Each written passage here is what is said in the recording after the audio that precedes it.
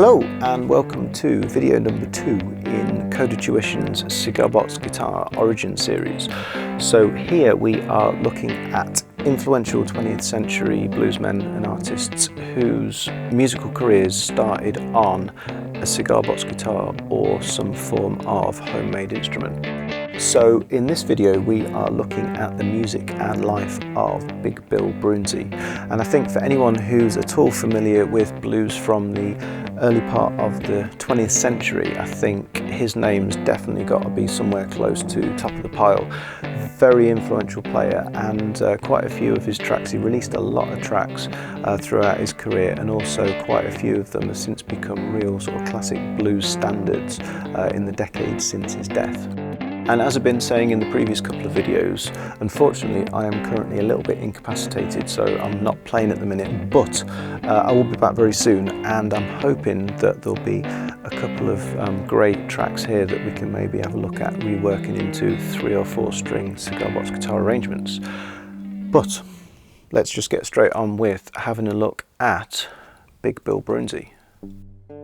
Born Lee Conley Bradley, his birth date is disputed, and it was thought to be either 1893 or 1903 in either Scott, Mississippi or Jefferson County, Arkansas. And as with a lot of bluesmen from poor and rural backgrounds, his early life wasn't documented well enough to create a definitive or clear picture of his origins. Subsequent historical research has led to these disputed dates and places. It is known that he had 16 siblings, and he spent his childhood in Lake Dick near Pine Bluff, Arkansas. And Broonzy apparently made himself a cigar box fiddle at the age of 10, learning songs from his uncle, and he began performing as part of a duo from a young age, although it was claimed that he quit music to become a sharecropper, and he was also married by around 1915. Broonzy then proceeded to emigrate north to Chicago in 1920, where he soon switched from playing fiddle to guitar, and he learned this from the veteran performer Papa Charlie Jackson. Through the 1920s, Broonzy worked odd jobs, and he also performed regularly, steadily improving his playing.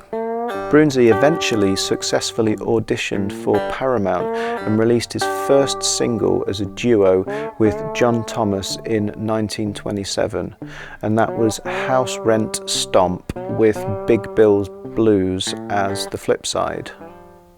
So the first track we're going to have a listen to is Big Bill's Blues from that first release. Now, as I said, he started performing as a duo early on, and throughout his career he regularly played with other people, and as a result Broonzy's tracks are very well defined, so he has very definite blues structures which it's necessary for him to adhere to in order for himself and the other musicians to make sure they keep the structure working. And so this particular track is himself, and then there's the piano accompaniment, and to be honest, this recording is definitely of its time. It's very lo-fi, and as with all recordings at the time, it was mono, one microphone, and the piano would have overpowered a little bit the volume of the guitar. So even though he was playing guitar, we're kind of struggling to hear it. So mostly what we're picking up from this recording is Broonzy's vocals with piano accompaniment. But let's have a listen.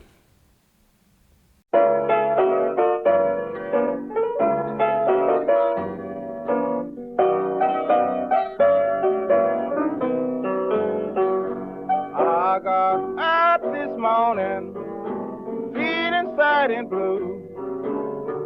I've lost my baby, now tell me what I'm going to do. You know I'm so lonesome.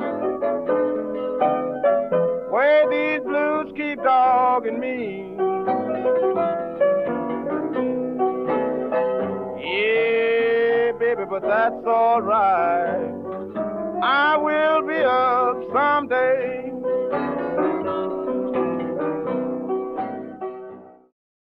So this track registers somewhere close to the key of B. But to be honest, the key of C is a very piano-friendly key. It's basically most of the white notes. So I'm definitely thinking that they played in the key of C, and either the piano itself wasn't tuned to concert pitch, and so he would have adjusted his tuning to fit the piano, or even because they were recording direct to tape, the master tape might have slowed a little bit and it might have dropped the pitch, the key of the song slightly. And the structure of this song is, after a 4-bar intro, again it follows a 12-bar structure, so a really standard 12-bar blues structure, although there's one little quirk which is slightly different to the average, which is that it starts, once the vocals come in, once the verse starts, he's actually singing over what we call the 5th chord. So in the key of C, assuming they played in C, he actually starts singing over a G chord for 2 bars, and then it returns to C, and then it follows the standard 12-bar form for the remaining 10 bars. And hopefully, if you've been playing a little bit, you've had a crack at a 12-bar blues structure, and or you've probably heard it on other recordings.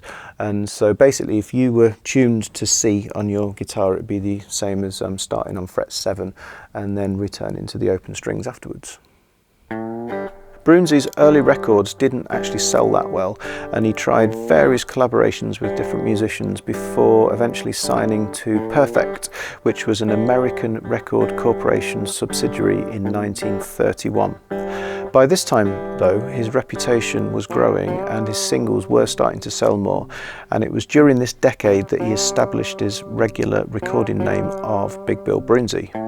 During the 30s, he released further singles on a variety of different labels, including Bluebird Records, which was an RCA subsidiary, and Vocalion Records. And by 1938, Broonzy was regarded as a notable performer, and he was actually asked to play at the Carnegie Hall for the Spirituals of Swing concert, and he was booked in place of the one and only Robert Johnson, who unfortunately had recently died. One of Broonzy's trademarks in his songwriting was his ability to appeal to both country and urban audiences, in particular those who'd taken the same path as himself and migrated north from the rural south.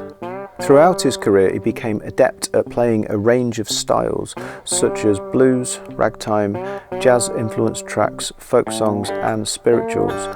And over his career, he actually copyrighted over 300 different songs, usually writing for himself, but also for other recording artists such as Tampa Red and Washboard Sam. So the next track we're going to have a look at is called Lonesome Road Blues, which was released in 1940, and it's a particularly good example of Broonzy using his experience of the migration to Chicago for the lyrical content of the track. And this is actually a solo track where Broonzy's just accompanying himself on acoustic guitar. So let's have a listen.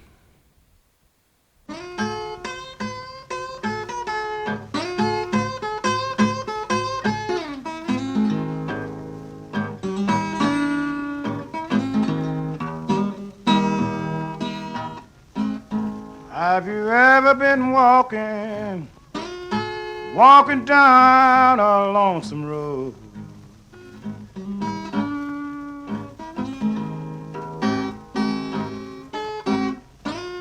Have you ever been walking down a lonesome road?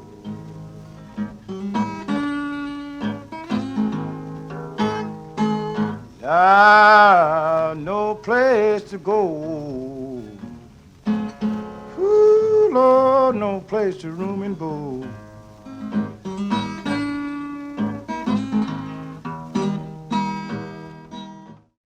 So this track registers close to the key of A flat, and I'm pretty sure it was basically a blues in A, so it could have been that the guitar again was tuned a little bit below concert pitch, or it could be that again, because it was recorded onto tape, that's run a little slow and it's just dropped the pitch of the song a little bit.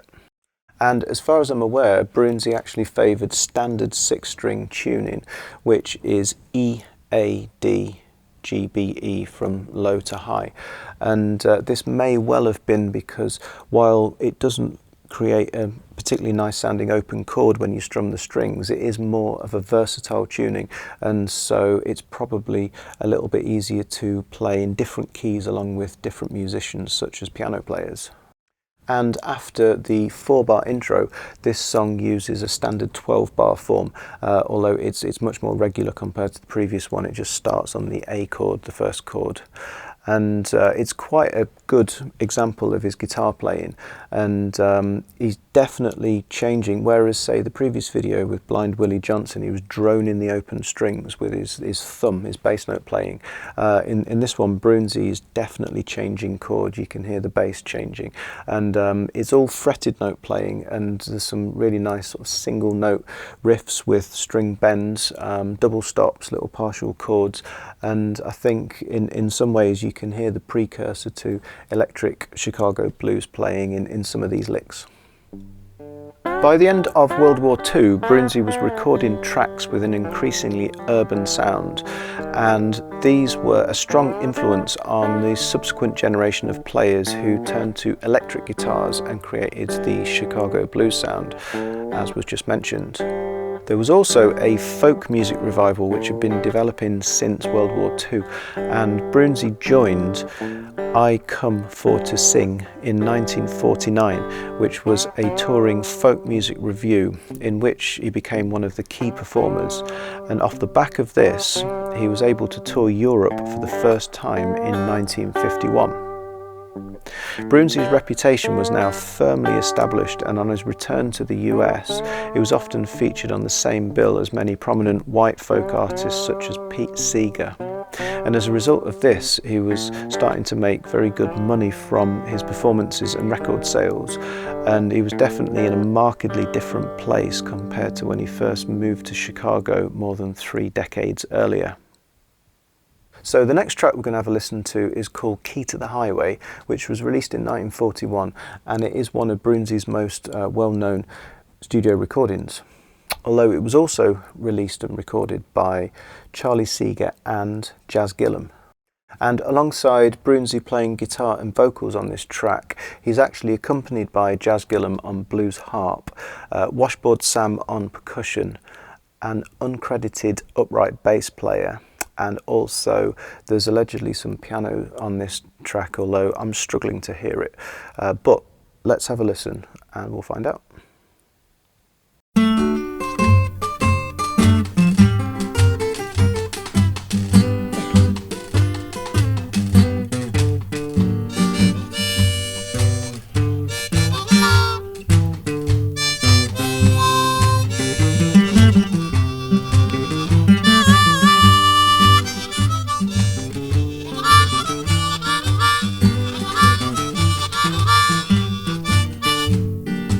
The key to the highway, and I'm built out and bound to go. I'm gonna leave here running, 'cause walking is most too slow. So this song is in the key of G, and it actually follows an 8-bar blues cycle, and so after again a short 4-bar intro, it just then follows that cycle throughout with first of all featuring a blues harp solo, and then the vocals start with the verses along with that same 8-bar cycle. So I think this is another track that's a good example of how Broonzy's playing influenced the electrified Chicago blues sound, because there's a lot of single note playing on the guitar, and because he's playing in a group, he's not having to drive the whole sound of the song through his guitar playing. There's percussion and bass, and so it allows a little bit more freedom for him to play slightly more sparsely, play a lot of single note runs, particularly on the bass. And you know, you can definitely hear echoes of that in subsequent electric guitar tracks.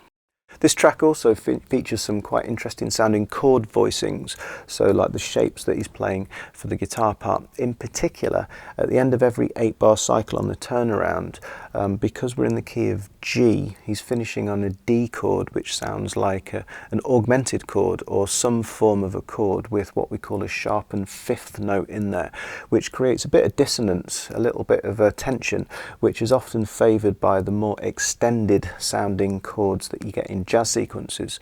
And then he resolves this when he drops back to the G at the start of the next cycle. Broonzy's autobiography, Big Bill's Blues, was published in 1955, and by this point he was touring extensively, including performing in Africa, Europe and South America.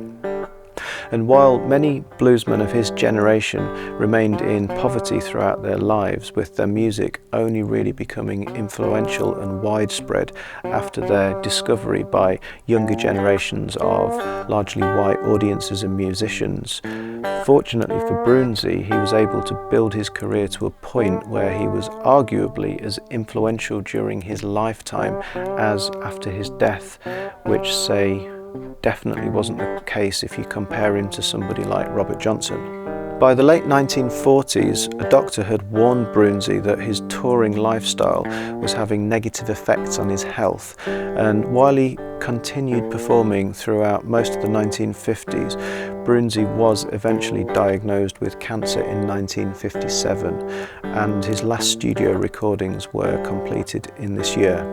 Unfortunately, Broonzy eventually succumbed to throat cancer and he died during 1958. So the final track we're going to have a listen to is Hey Hey, which was released in 1951, and this has since become an absolute blues classic. I've seen it published in various like blues guitar songbooks and all the rest of it. It's a relatively minimal recording compared to the previous one, with just Broonzy on guitar and voice, accompanied by upright bass, and there's some basic percussion in the background, which to be honest sounds like a foot stomp. But let's have a listen to the track.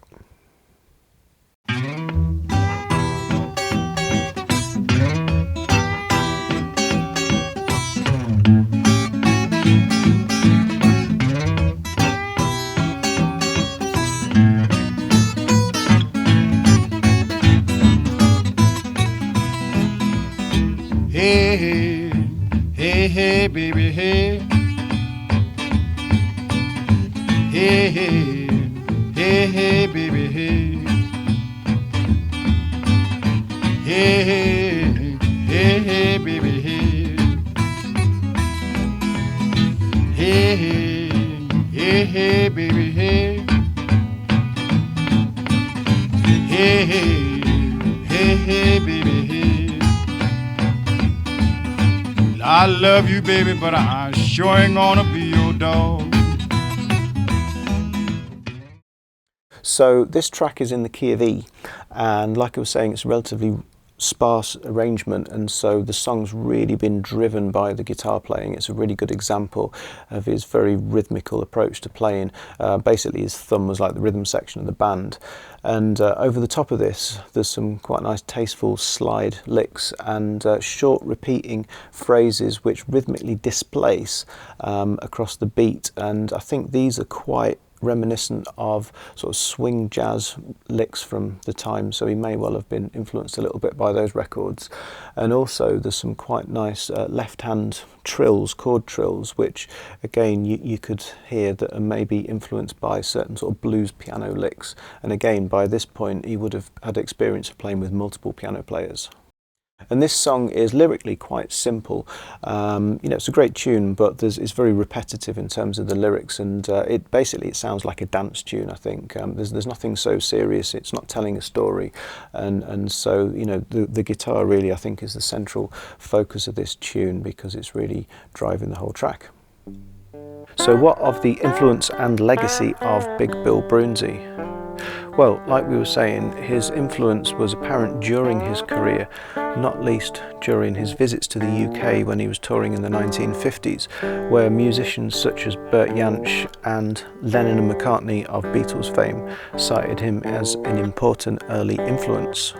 Closer to home, and as I was also saying earlier, his later tracks with the distinctly urban sound had a notable impact on the music of the newly electrified Chicago blues scene, such as the music played by Chess Records artists Muddy Waters and Willie Dixon. Broonzy was inducted into the Blues Hall of Fame in 1980, and artists such as Tom Jones, Jerry Garcia of the Grateful Dead, Eric Clapton, Ronnie Wood of the Rolling Stones and Rory Gallagher have all cited his songs and playing style as having a strong influence on their own development.